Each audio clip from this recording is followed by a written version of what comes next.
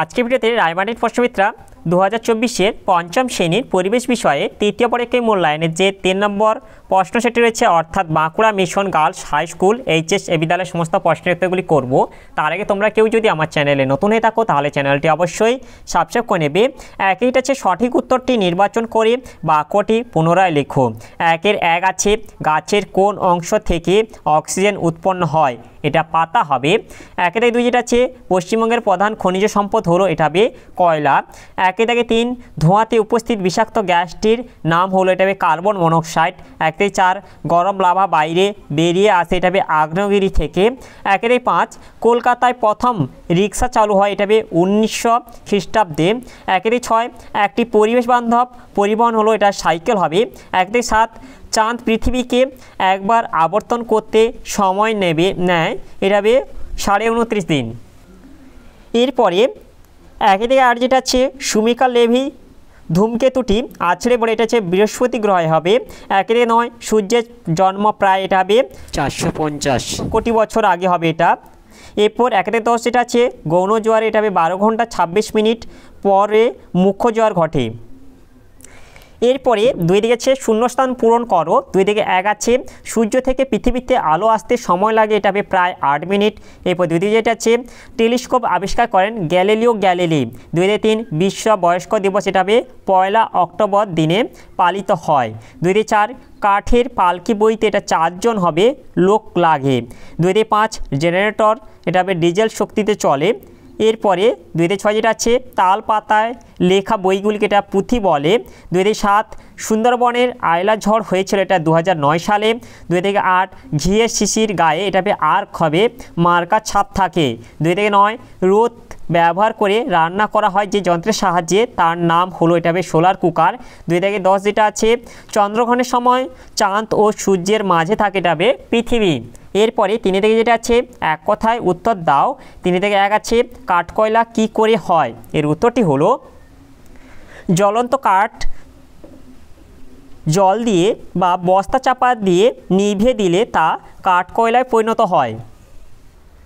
এরপরে 3 থেকে 2 যেটা আছে টারবাইন কি, বিদ্যুৎ তৈরিতে যে যন্ত্রটি ব্যবহৃত হয় তা হচ্ছে টারবাইন। এরপরে 3 থেকে 3 যেটা আছে সমস্ত কয়লার বেশি ছাই হয় না কেন, এর উত্তরটি হলো এটা আছে যে সকল কয়লা মাটির অনেক গভীরে অধিক চাপ ও তাপে বেশি সময় ধরে সৃষ্টি হয়, সেই সকল কয়লার কার্বনের পরিমাণ বেশি হয়।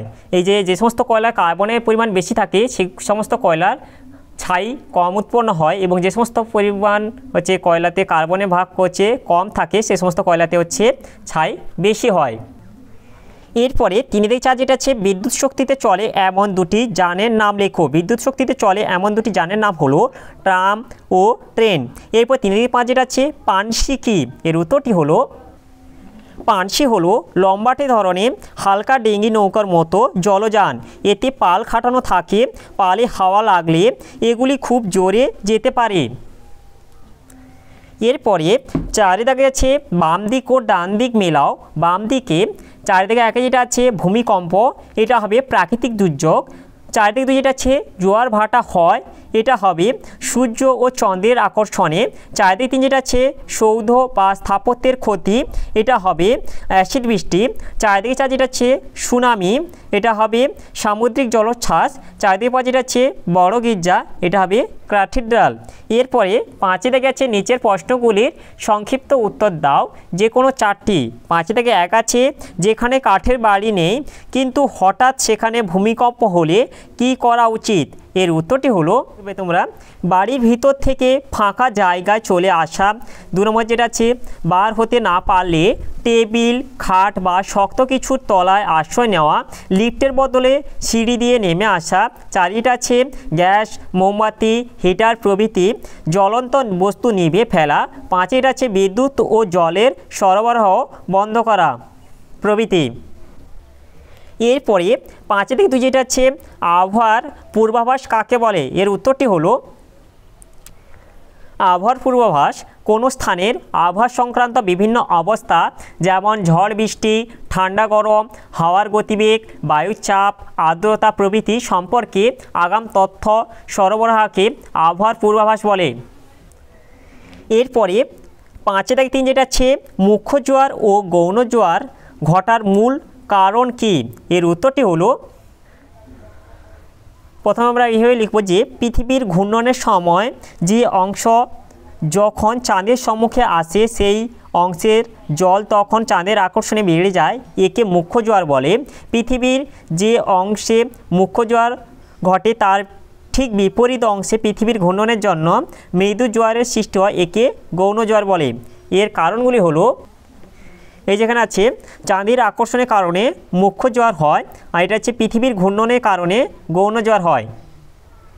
এরপরে 5-4 যেটা হচ্ছে সমাজভিত্তিক বন কাকে বলে? এর উত্তরটি হলো, সমাজভিত্তিক বন সংজ্ঞা কোনো অঞ্চলে অব্যবহৃত পতিত ও অনুর্বর জমিতে যখন সামাজিক কল্যাণের উদ্দেশ্যে গাছ লাগানো হয় তখন তাকে সমাজভিত্তিক বন বলা হয়। ব্যবহৃত জমি লোকালয়ে ফসলি জমি ছাড়া অব্যবহৃত ও অনুর্বর জমিতে পরিকল্পনা অনুযায়ী গাছ লাগানো হয়। গাছগুলি ফলদানকারী বা অর্থকরী হতে পারে। এরপরে পরিচর্যা ও উদ্দেশ্য, গাছগুলির পরিচর্যা করে বড় করে তোলার দায়িত্বে থাকেন স্থানীয় মানুষ।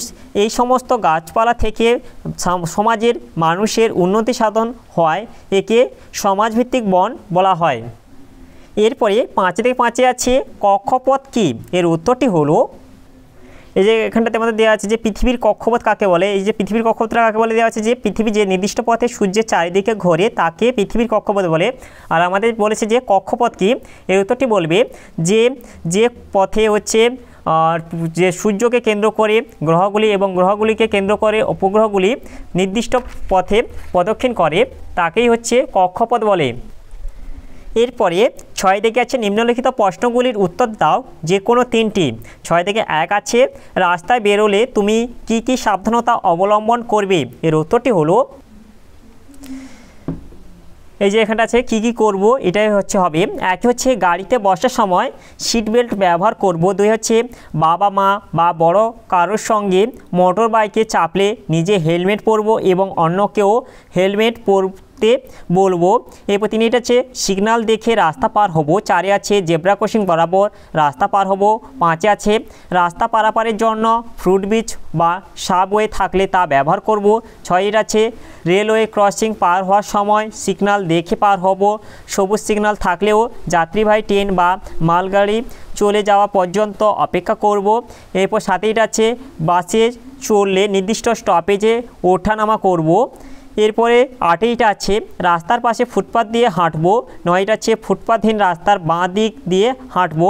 এরপর 10 আছে রাস্তায় সদা সতর্ক থাকবো। এরপরে 6-2 যেটা আছে শিশুদের 4টি অধিকারের কথা উল্লেখ করো। এর উত্তরটি হলো, শিশুদের অবশ্য প্রয়োজনীয় অধিকারগুলি হলো 1 হচ্ছে বেঁচে থাকার অধিকার, 2 হচ্ছে খাদ্য ও পানীয় জল পাওয়ার অধিকার, 3 স্বাস্থ্য ভালো রাখা ও অসুখ হলে চিকিৎসা পাওয়ার অধিকার, 4 অবৈতনিক ও বাধ্যতামূলক শিক্ষা লাভের অধিকার, 5 নিজের নাম পরিচয় জানা ও প্রকাশ করার অধিকার, 6 নিজের মত প্রকাশ ও আলোচনার স্বাধীনতা, 7 মারধর ও মানসিক পীড়ন থেকে সুরক্ষার অধিকার প্রভৃতি। এগুলি থেকে তোমরা যে কোনো 4টি লিখে দেবে। এরপরে 6-3 যেটা আছে চিত্র সহকারে জলচক্র সম্পর্কে আলোচনা করো। এর উত্তরটি হলো, এই যেখানে আছে জলচক্র যে সূর্যের তাপে পুকুর নদী সমুদ্রের জল বাষ্প হয়ে ওপরে উঠে যায়, ওপরে উঠে ঠান্ডা হয়ে মেঘে পরিণত হয়, মেঘ থেকে বৃষ্টিরূপে জল পুকুর নদী সমুদ্রে ফিরে আসে, সূর্যের তাপে আবার পাহাড়ের মাথায় সঞ্চিত বরফ গলে জল এবং পরে বাষ্প হয়ে ওপরে উঠে যায়। এইভাবে জল কখনো মেঘে কখনো বৃষ্টি আবার কখনো বরফরূপী আকাশ আর পৃথিবীর মধ্যে ক্রমাগত ঘুরে চলেছে, একে জলচক্র বলে। এই যে তোমাদের পাশে জলচক্রের চিত্র দেওয়া আছে, তোমরা একটু দেখে নাও এটা। এরপরে 6-4 যেটা আছে জীবাশ্ম জ্বালানি বলতে কি বোঝায়? এর উত্তরটি হলো,